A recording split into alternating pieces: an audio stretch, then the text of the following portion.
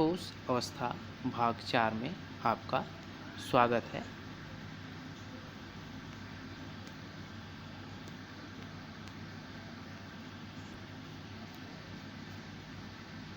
पिछली कक्षाओं में हमने क्रिस्टल जालक, एकक कोशिका यूनिट सेल, यहाँ पर क्रिस्टल जालक और एकक कोशिका के बारे में अध्ययन किया था।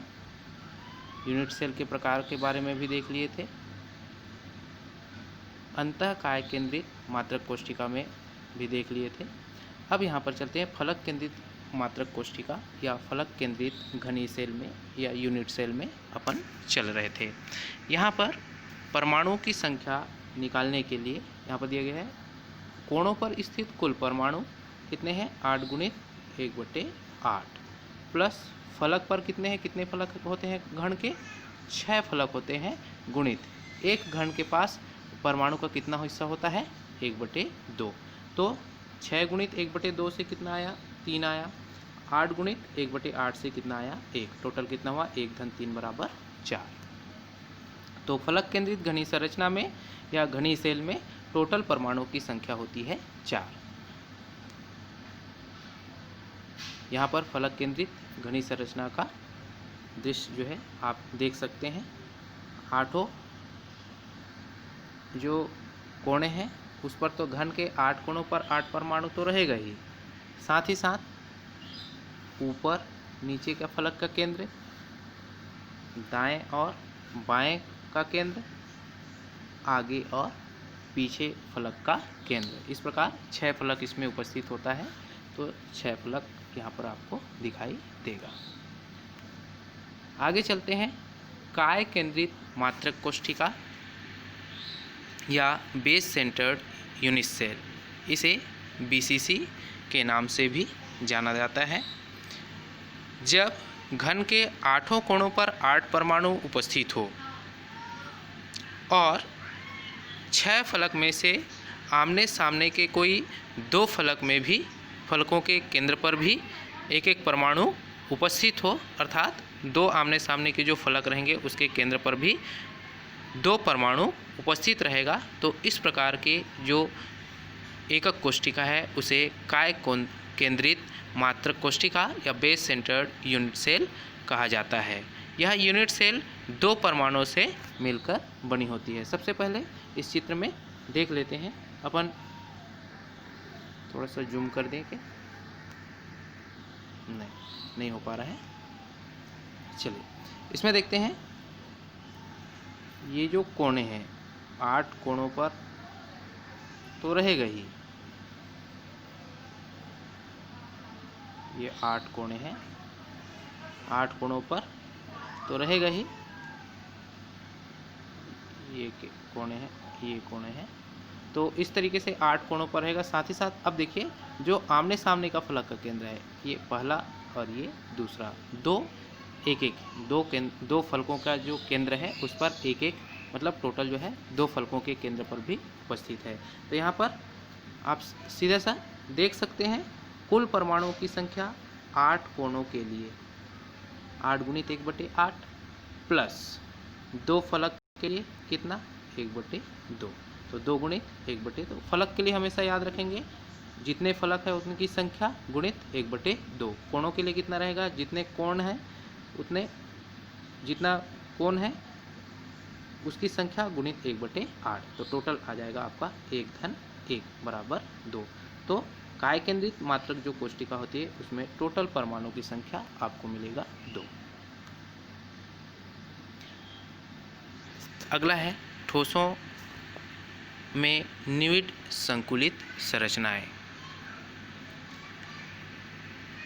ठोस के जो कण होते हैं वो एक विमीय तल, द्विविमीय तल और त्रिविमीय तल में विभिन्न प्रकार से व्यवस्थित होते हैं। आइए उनकी जो पैकिंग होती है या उनमें जो सुसंकुलित या बंद जो संरचना होती है वो किस प्रकार की होती है उसे समझने का प्रयास करते हैं।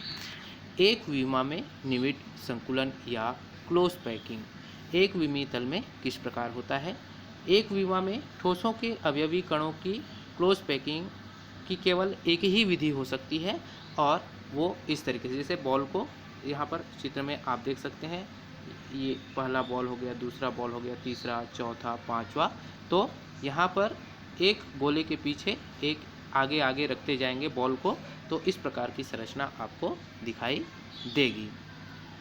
प्रत्येक गोला दो निकटवर्ती गोलों के संपर्क में रहता है, अर्थात पहला जो गोला है, एक जो गोला है वो दो गोलों से घिरा हुआ रहता है, जिसे उनकी सहसंयोजन संख्या कहा जाता है। आगे के स्लाइड में आपको वो आसानी से समझ में आ जाएगा।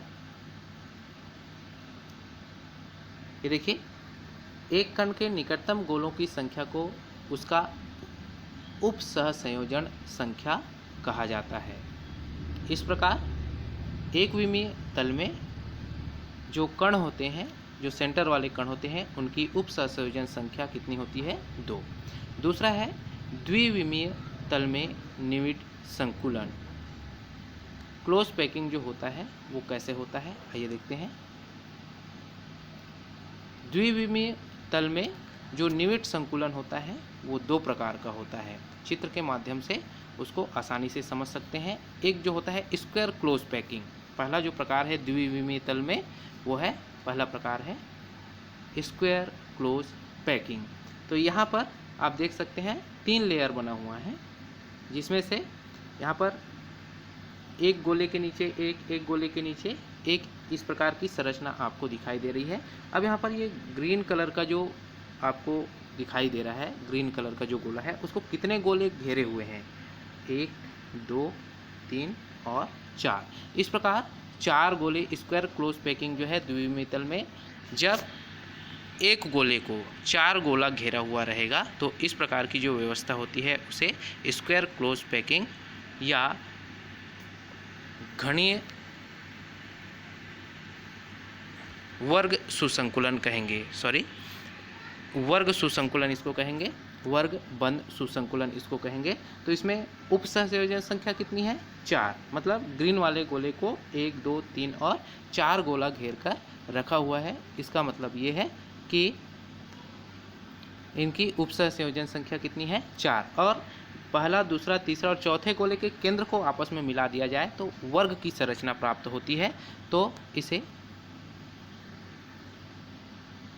वर्ग सुसंकुलन कहा जाता है। आइए दूसरा प्रकार में चलते हैं, षटकोणीय सुसंकुलन। द्विविमीय तल में षटकोणीय सुसंकुलन कैसे होता है? अब यहाँ पर देखिए, यहाँ पर जो 4 लेयर दिखाई दे रहा है, पहला, दूसरा, तीसरा और चौथा, तो दूसरे लेयर का पहला गोला जो है वो 2 गोलों के बीच में आपको दिखाई, पहला गोला, दूसरा गोला, और ये जो पहला वाला नंबर जो लिखा हुआ है वो 2 गोले के बीच में आपको दिखाई दे रहा है। तो वर्ग सुसंकुलन की जो व्यवस्था थी वो एक के नीचे एक थी, अब यहाँ पर 2 के नीचे कितना है? 1। 2 के बीच में 1, 2 के बीच में 1, 2 के बीच में आपको संरचना दिखाई देगा। तो जब द्विविमीय तल में एक सेंटर वाला गोला 6 अन्य गोलों से घिरा हुआ रहता है और उन 6 अन्य गोलों के जो केंद्र हैं उनको आपस में मिलाने पर जब षटकोणीय संरचना का निर्माण होता है तो इस प्रकार के सुसंकुलन को षटकोणीय सुसंकुलन कहा जाता है। ये भी द्विविमीय तल में सुसंकुलन का एक प्रकार है।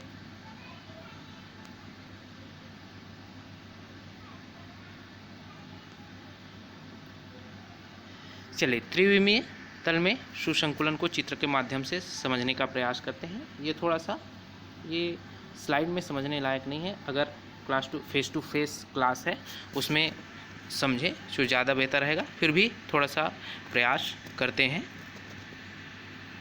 चलिए देखते हैं, यहाँ पर 3 लेयर है, 6,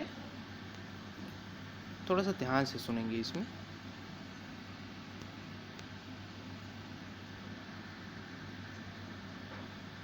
अगले भाग में देख लेते हैं इसको।